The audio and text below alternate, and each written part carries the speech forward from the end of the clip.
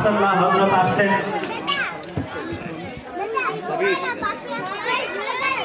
যারা কোরআন শরীফ নিয়ে আমরা সামনের দিকে স্টেজে চলে আসি।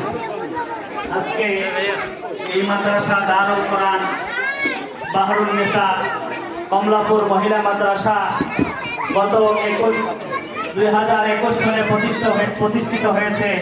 এই মাদ্রাসা 4th বছর রানিং।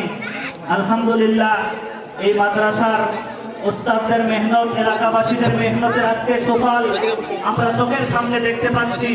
আলহামদুলিল্লাহ 1-2 করে এই মাদ্রাসায় প্রায় 80 জন ছাত্র ছাত্রী লেখাপড়া করে। এদের মধ্যে কিছু আবাসিক